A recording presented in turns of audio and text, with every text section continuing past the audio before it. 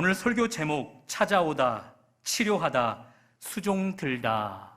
이 제목은 오늘 본문 14절, 15절에서 발췌한 것입니다. 스크린으로 14절, 15절을 눈으로 한번 따라와 보십시오. 예수께서 베드로의 집에 들어가사 그의 장모가 열병으로 앓아 누운 것을 보시고 주님이 찾아오셨습니다. 열병에 걸린 베드로의 장모를 찾아오셨습니다. 15절, 그의 손을 만지시니 열병이 떠나가고 주님이 베드로의 장모의 열병을 치료하셨습니다. 그 결과입니다. 여인이 일어나서 예수께 수종 들더라. 찾아오심, 치료하심, 그 결과 수종 들게 됨. 이것을 오늘 본문 요절 속에서 제가 발췌한 것입니다. 말씀을 듣는 가운데 이미 주님이 찾아오셨지만 또 한 번 찾아오심이 경험되어지기를 바랍니다. 주님의 치료가 경험되어졌지만 한 번 더 치료하심이 경험되어지기를 바랍니다. 그 은혜에 감격해서 우리도 베드로의 장모처럼 주께 수종드는 은혜 있으시기를 주님의 이름으로 축복합니다. 자, 우리는 오늘도 마태복음의 저자의 의도를 따라 이 성경을 풀어보고자 합니다. 자, 오늘은 예수의 권위에 의하여 치료받은 세 번째 사건이 기록되어집니다. 앞선 두 번의 치료 사건이 있었죠. 나병 환자가 깨끗이 되어짐. 두 번째, 로마의 장교 백부장의 하인이 중풍병에서 깨끗하게 치료되어짐. 두 번의 치료 사건이 있었습니다. 그런데 이 두 번의 치료 사건에는 특징이 있어요. 먼저 나병 환자를 보면 주님께 그가 나와 엎드려서 주님이 원하시면 저를 깨끗게 할 수 있나이다 요청한단 말이에요. 그가 주님께 나왔어요. 그리고 치료를 요청하고 있단 말입니다. 백부장의 하인 중풍병자, 그는 침상에 누워 나올 수가 없었어요. 그래서 백부장이 대신 그 하인을 치료해달라고 주님 앞에 요청하지요. 주여, 내 하인이 집에 누워 몹시 괴로워하나이다. 그러니 나병 환자, 중풍병자 다 공통점이 있는데 주님 앞에 나와 치료를 요청했다는 것이죠. 그 요청 뒤에 우리 주님이 그 각각의 병자들을 치료하셨어요. 그런데 오늘 본문 예수의 권위로 치료받게 된 베드로의 장모에게서는요, 누구도 주님 앞에 나와 치료를 요청하는 자가 없다는 거예요. 그러나 오늘 본문을 다른 각도에서 기록한 성경은 누군가가 찾아 나와서 요청하는 것이 보여져요. 자, 누가복음 4장 38절입니다. 스크린으로 따라와 보십시오. 예수께서 시몬의 집에 들어가시니 장모가 중한 열병을 앓고 있는지라 사람들이 그를 위하여 예수께 구하니. 예수님이 베드로의 장모의 집에 찾아갔어요. 그때 사람들이, 그 집안에 있었던 사람들이 제자들인지도 모르겠고 다른 타인들인지 모르겠는데 그들이 예수님께 요청하는 거예요. 그 베드로의 장모를 치료해 달라고 말입니다. 그런데 누가복음에는 이렇게 베드로의 장모를 고쳐달라고 요청하는 그 기록물이 있는데 왜 오늘 마태는 그의 기록 속에서 누구도 예수님 앞에 베드로의 장모를 치료해달라고 요청하지 않았다라고 기록을 하는 걸까요? 실수로 뺀 걸까요? 아니요. 의도를 가지고 뺀 것입니다. 마태복음의 저자 마태는 오늘 그가 이 본문 속에서 무엇인가를 강조하고 싶은 거예요. 그것이 뭘까요? 누구도 요청하지 않았는데 주님이 자발적으로 찾아오심, 그것이 강조예요. 누가복음 19장 10절입니다. 인자가 온 것은 잃어버린 자를 찾아 구원하려 함이니라. 잃어버린 자를 찾아 하나님이 사람의 몸을 입고 이 땅에 찾아오셨다고요. 사람이 잃어버린 바 된 상황 속에서 하나님 앞에 찾은 바 되기 위해서 찾아간 것이 아니라 하나님이 인류를 구원하기 위해서 찾아오셨다고요. 이것이 우리가 믿는 기독교만이 가진 독특성입니다. 우리가 믿는 기독교 외에 여타 다른 종교는요, 다 찾아가는 종교예요. 구도자에게 초점이 맞춰져 있어요. 구도자란 진리 혹은 종교의 어떤 깨달음의 경지에 도달하는 것, 그것이 구도자거든요. 제 말로 풀어보면 인간 스스로의 힘으로 진리를 찾을 수 있다는 거예요. 인간 스스로의 이름으로 선행을 하고 자기 비움을 통해 구원에 이르게 되고 절대자 신의 경지에 이르게 된다. 그것이 일반 종교의 가르침이에요. 그런데 우리가 믿는 기독교는요, 아니라는 거예요.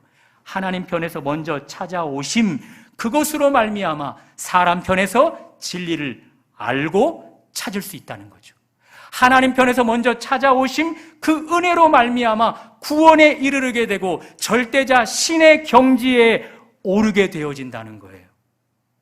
그러니 일반 다른 종교는요, 출발 자체가 사람이에요. 그러나 우리 기독교는요, 출발 자체가 하나님이에요. 어디에 구원이 있을까요? 어디에 구원이 있을까요? 어느 날 밤, 한 유대 지도자가 예수님을 찾아와요. 다시 말씀드립니다. 어느 날 밤, 한 유대 지도자가 예수님을 찾아왔다고요. 유대 지도자라 하면 이미 기록된 구약 성경에 능통한 자예요. 그 성경을 가지고 사람들을 가르쳐서 교훈하던 자란 말이에요. 그는 이미 구약 성경을 통해 창조주 하나님을 알고 있는 자예요.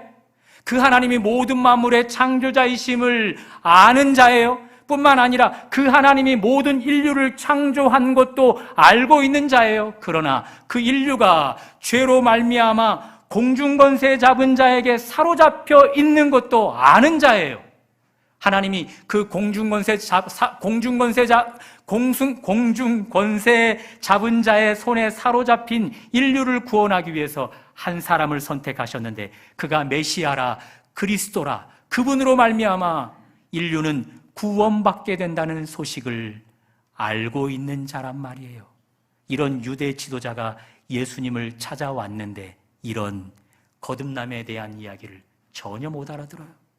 거듭남, 죄된 옛 성품이 죽고 새로운 피조물로 태어나는 것인데 그것을 전혀 못 알아들어요.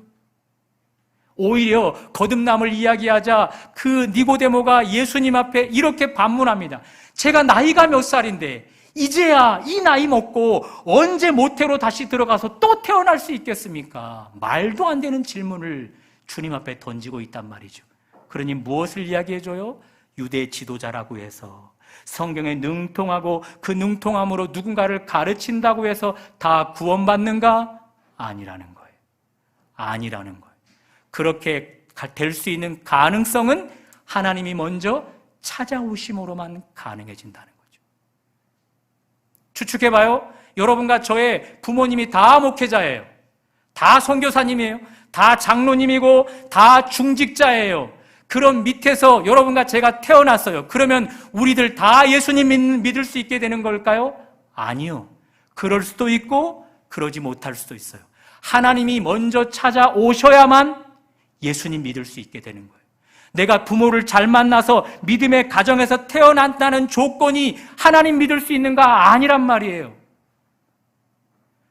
여러분이 교회를 계속해서 열심히 다니고 있어요. 선교단체에 가서 열심히 훈련을 받고 있어요. 그러면 다 구원에 이르게 되는 걸까요? 아니요. 그럴 수도 있고 그러지 못할 수도 있어요. 하나님이 먼저 찾아오시면 그럴 수 있고 찾아오지 않으시면 그런 일 없게 되어지는 거예요.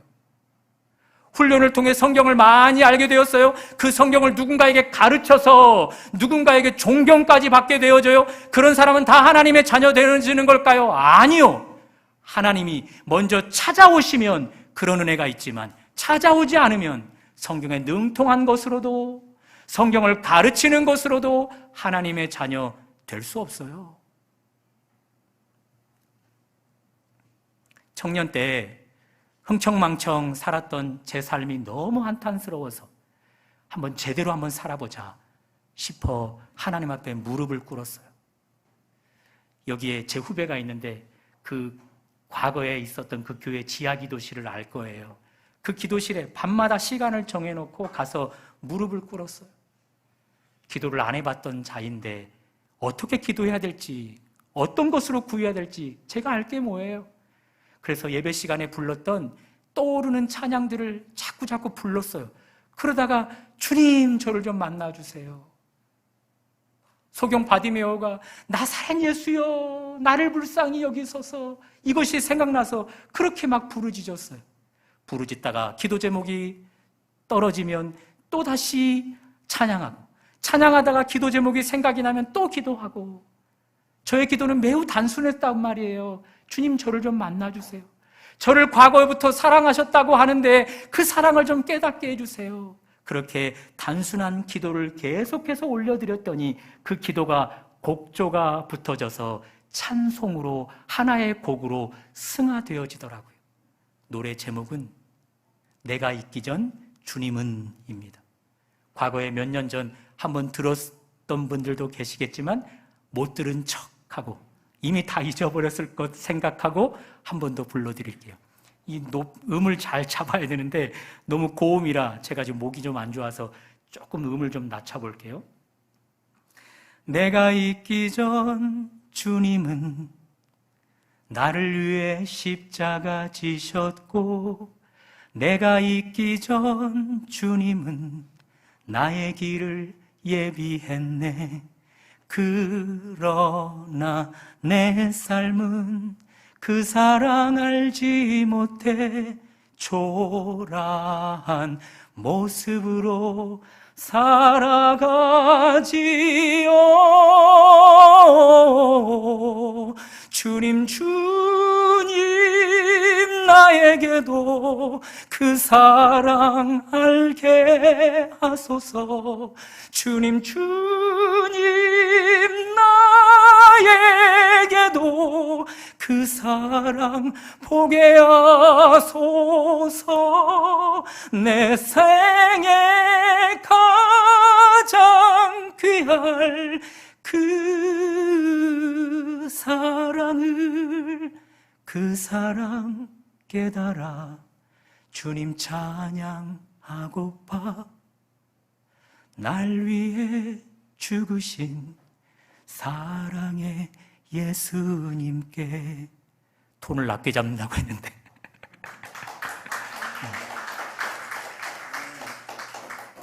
기도가 하나의 찬양으로 승화되기까지 이런 부르짖음으로 하나님 앞에 나아갔는데 하나님이 저를 찾아오셨을까요? 아니요. 그러던 어느 날 차를 몰고 가다가 교통사고를 냈네요. 꼼짝없이 병원에 누워있는데 그 병원 안에서 성경을 읽는 과정 속에서 주님이 저를 찾아오셨어요.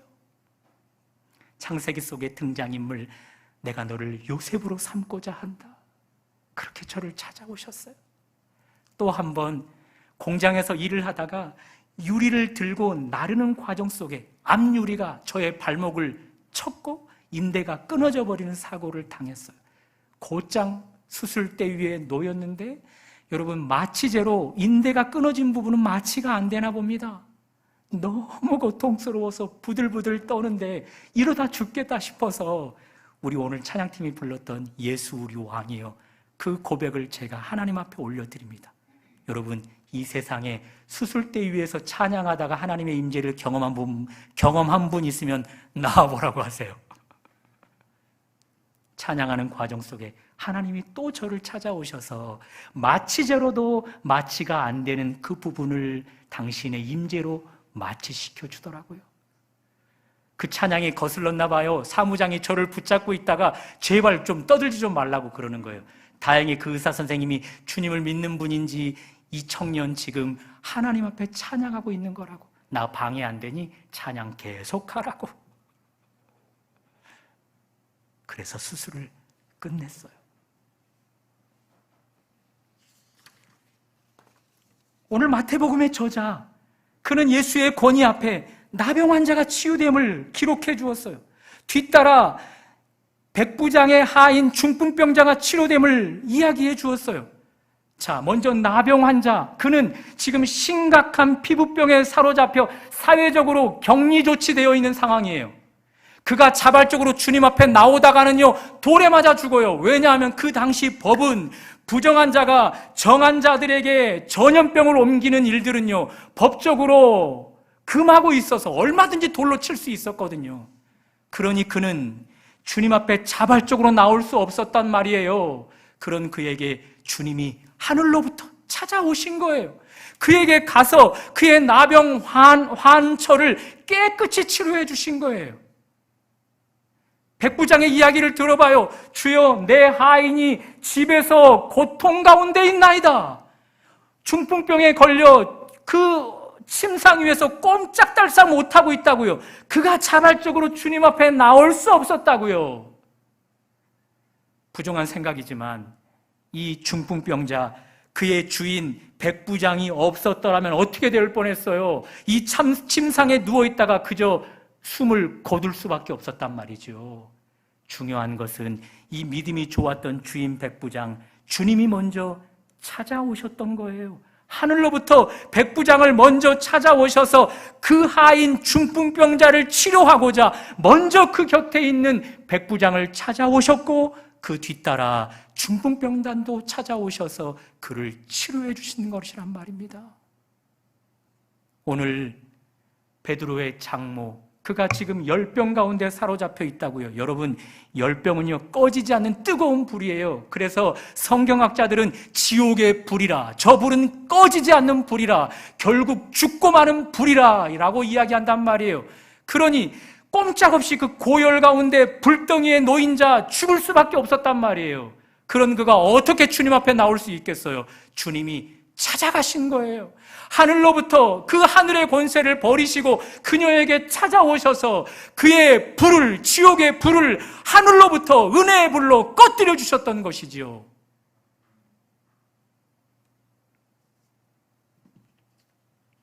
그런 의미에서 마태복음의 저자는 이제 이 본문을 가지고 여러분과 저에게 이야기를 걸어오는 것입니다.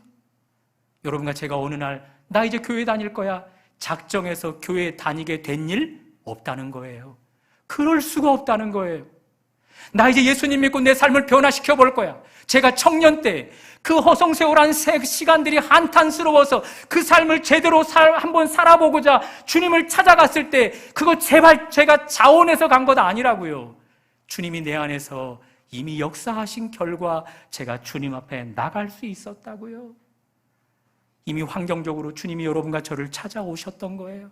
우리 주변에 있는 사람들을 먼저 찾아오셔서 여러분과 저를 설득시켜 굴복시켰던 것이죠. 그 결과 우리가 올 수 없는 교회로 발걸음을 옮기게 되었고, 믿을 수 없는 예수를 믿게 되었고, 그분의 자녀가 될 수 없었던 우리가 자녀가 되어서 구원받은 하나님의 자녀된 권세를 갖고 살아가게 된 것입니다. 이것이 믿음의 초기 단계에만 이루어지는가 아니라는 거예요. 우리의 믿음의 전 과정, 우리가 믿음의 신앙 여정을 하는 모든 과정이 먼저 이렇게 하나님의 찾아오심으로만 가능해진다는 거예요. 내 삶이 변화되어지고 싶다고요? 내 삶이 주님을 더 닮고 싶다고요? 먼저 주님이 찾아오셔야만 그 일들이 내 안에서 이루어지는 거예요. 그런 의미에서 우리 주님이 찾아오심이 더 경험되어져야 합니다. 이미 과거에 주님이 우리를 찾아오셨지만 또 지난 한 주 우리를 크게 작게 주님이 찾아오셨겠지만 오늘 이 자리에서 또 한 번 주님이 우리를 찾아오셔야만 우리의 삶이 주님을 더 닮아가게 되는 것입니다. 그러나 여러분, 주님의 찾아오심을 이룰 수 있는 비결이 있는데 한번 따라해 볼까요? 약함을 자랑하라. 한 번 더, 약함을 자랑하라.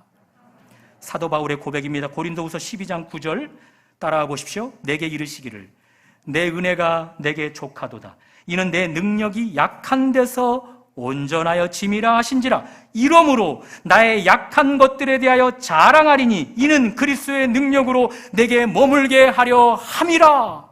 여러분과 제가 저의 약함을, 우리의 약함을 주님 앞에 자랑하면 할수록 하나님의 권능이, 능력이 우리에게 찾아오셔서 우리를 강하게 한다. 바울은 이야기해주고 있는 것입니다. 그리고 성경은 약함의 원리를 이렇게 이야기해 줍니다. 이 약함의 원리가 얼마나 위대한지 보십시오. 고린도전서 1장 27절, 하나님께서 세상에 미련한 것들을 택하사 지혜 있는 자들을 부끄럽게 하려 하시고 세상에 약한 것들을 택하사 강한 것들을 부끄럽게 하려 하시며, 여러분과 제가 약함을 하나님 앞에 자랑할 때 하나님이 우리를 찾아오셔서 우리를 강하게 하사 하나님 외의 것으로 강하다 말하는 자들, 그들을 꺾어 놓으시겠답니다. 꺾어 놓으시겠답니다. 한 대형교회 목사님이 이름만 말씀을 드려도 다 아시는 분이에요. 이분은 성남 분당에서 목회하는 이모, 참모, 수모라는 성함을 가지신 분이에요. 이분이 목회의 성공 비결을 딱 두 가지로 이야기해요. 하나는 아버지 목회자가 하나님 앞에 제대로 된 목회 한번 해보려고 금식을 하다가 순교한 일, 그 일을 하나님이 불쌍히 여겨 아들 목회자에게 은혜를 베풀어 주고 있다. 그것이 목회의 성공 비결 첫 번째. 두 번째 비결, 어리광을 부리는 것이랍니다. 매일, 매주, 매 기도 시간, 매 예배 시간마다, 매 설교 강단 앞에 설 때마다 하나님, 제가 어떻게 이 사역을 감당하겠습니까? 제가 어떻게 이 교회를 감당하겠습니까? 제가 어떻게 이 분당에 똑똑하다고 하는 사람들이 다 모인 이 지역의 사람들을 청소년 사역에만 올인했었다가 작년엔 한 번도 사역해보지 못한 내가 어떻게 이 목회를 성공적으로 하나님 앞에 올려드리겠습니까? 어리광을 부리고 또 부린 결과 하나님이 매 예배마다 놀라운 부흥을 허락해 주시더라는 것입니다. 사랑하는 여러분, 약함을 자랑하십시오. 약함을 하나님 앞에 자랑하십시오. 나의 약함을 하나님 앞에 더 내어놓으십시오. 그 결과 우리 주님이 우리를 더 찾아오심이 경험되어져야만 비로소 우리는 하나님 앞에 더 충성된 종으로 나아갈 수 있게 되어지는 것입니다. 그런 은혜가, 약함을 자랑하는 은혜가 있으시기를, 약함을 자랑하는 여러분과 저에게 있으시기를 주님의 이름으로 축복합니다. 자, 이렇게 오늘 설교 제목, 우리는 먼저 찾아오심에 대해서 살펴봤어요. 이제 두 번째, 치료하다 그리고 수종 들다를 이야기해 볼 텐데요. 두 가지, 세 가지는 묶여 있어요. 자, 마태복음의 저자는 의도를 가지고 있다고요. 누구도 이 베드로의 장모를 치료해 달라고 요청하지 않았는데 주님이 자발적으로 찾아오심을 강조해 주었다고요. 자, 그리고 이제 또 하나를 강조하는데요. 그것이 오늘 15절에 나와 있습니다. 우리 다 같이 한번 읽어봅니다. 시작. 그의 손을 만지시니 열병이 떠나가고, 자, 치료되었음이 나왔습니다. 이 뒤에 내용이 중요하죠. 같이 읽습니다. 시작. 여인이 일어나서 예수께 수종 들더라. 똑같이 다른 각도에서 이 본문을 기록한 성경은요, 이 여인이 치료되어진 뒤 예수께만 수종 든 것이 아니라 제자들에게도 수종 들었다라고 기록이 되어 있어요. 그러니 예수께만 아니라 예수의 몸된 교회를 위해 더 큰 개념으로 보면 하나님 나라가 세워지는 일에 스스로가 수종 들었다라고 해석할 수 있다고요. 오늘 이 성경을 통해 마태는, 그리고 하나님이 여러분과 저에게 이 마태복음을 통해 도전하고 있습니다. 하나님이 찾아오셨는가? 찾아오신 결과 육체적으로, 영적으로, 정신적으로 크고 작은 치료를 경험하였는가? 그렇다면 이제 뒤따르는 수종 들림이 당신들 안에 나타나야 한다. 그렇게 도전하고 계십니다. 베드로의 장모, 주님의 찾아오심, 그 결과 지옥의 불, 꺼지지 않는 불이 꺼졌어요. 치료되었어요. 그것에 감사해서 이제 화답하는 거예요. 주님을, 주의 제자들을 수종드는 것으로 말입니다.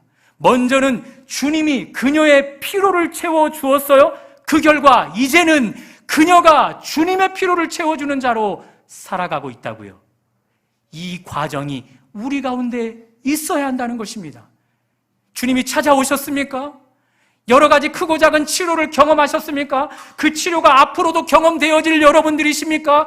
그렇다면 이제 주님이 먼저 우리의 피로를 채워주셨다면 이제 우리도 주님의 피로를 채워주어야 할 차례가 되었다는 것이죠.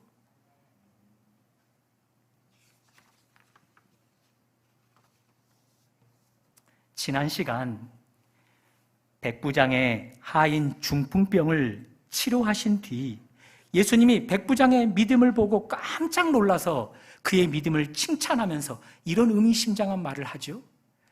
동으로부터 서까지, 더 큰 개념으로 여기가 북이죠. 북으로부터 남까지 이방 사람들이 하나님의 공동체 안으로 들어와 천국의 삶을 경험하게 될 것이다. 그러나 나라의 본 자손들, 그들은 이스라엘 유대인들이거든요. 그들은 공동체 안에 쫓겨가 이를 갈미 있게 되리라. 자, 왜 본 자손들, 이스라엘 유대인들은 하나님의 나라 강 공동체 안에 들어 있었는데 왜 그들은 쫓겨가게 되는 걸까요? 왜 이를 갈게 되어지는 걸까요? 예수님이 그들을 찾아오셨어요.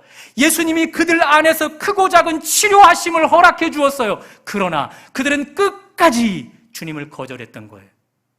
주님을 구원자로 받아들이지 않았던 거예요. 그 결과 베드로의 장모에게서 드러난 수종 들미, 그들의 삶 가운데서는 부재 현상으로 나타났던 것이지요. 그것이 그들을 공동체 안에서 쫓겨나게 하고 이를 갈게 하는 것이에요. 그렇다면 오늘날 여러분과 제가 다 이방인들이었는데 우리는 어떻게 동에서부터 서까지, 북에서부터 남까지 어떻게 하나님 나라 공동체 안에 들어와 이렇게 하나님 백성 되었던 걸까요? 주님이 먼저 찾아오신 결과지요. 우리를 치료해 주신 결과지요. 그러나 그렇더라도 우리가 베드로의 장모처럼 뒤따라 수종 들미 없어서는 우리 역시 나라의 본 자손들처럼 쫓겨나게 되는 거예요. 쫓겨나게 되는 거예요. 그 원리는 똑같습니다. 똑같습니다.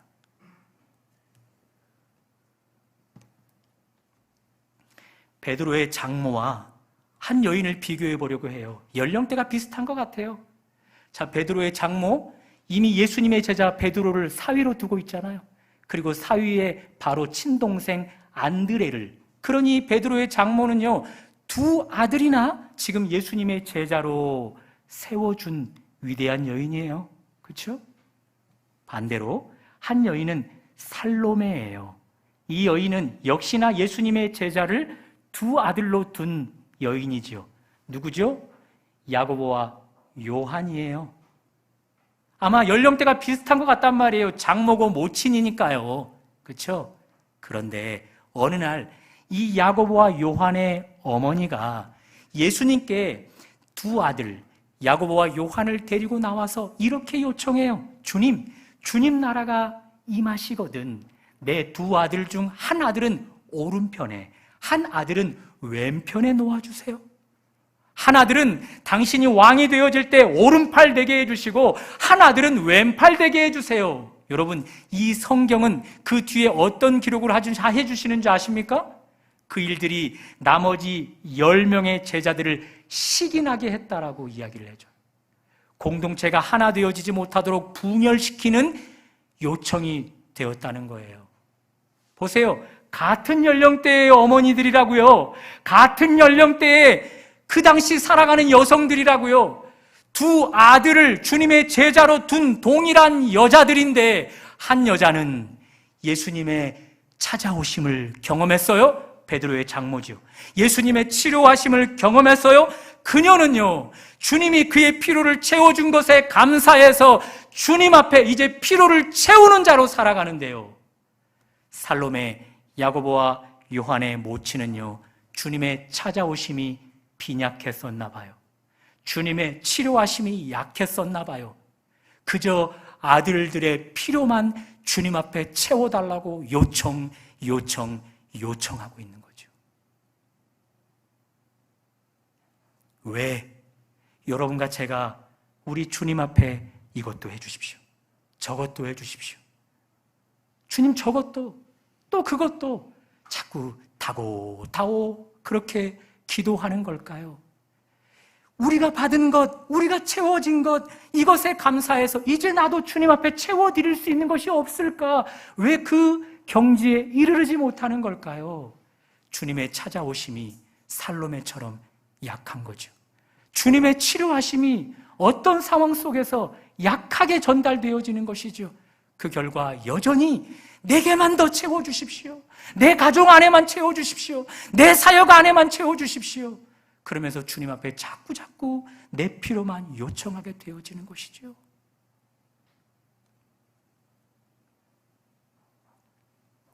이제 주님이 그 베드로의 장모를 치료하신 뒤 이 베드로의 장모가 주님을 수종들어요. 수종들었다는 개념은요, 뭔가 식사를 잘 대접했다라는 기본적인 뜻도 있지만 하나님 나라를 위해 무언가 크게 기여하고 작은 일에 기여했다라고도 그 풀이를 해석할 수가 있습니다. 자, 그 주님이 베드로의 장모의 수종을 들게 된 뒤 주님이 하는 사역을 보십시오. 16절입니다. 너무 중요합니다. 우리 다 같이 한번 읽어봅니다. 시작. 저물매 사람들이 귀신 들린 자를 많이 데리고 예수께 오거늘 예수께서 말씀으로 귀신들을 쫓아내시고 병든 자들을 다 고치시니. 이 본문을 다른 각도에서 기록한 성경을 봤더니요, 모든 동네가 예수의 앞에 모였더라, 그렇게 기록이 되고 있어요. 수많은 병자들, 수많은 귀신에 붙들린 자들이 예수님 앞에 몰려들었다고요. 언제요?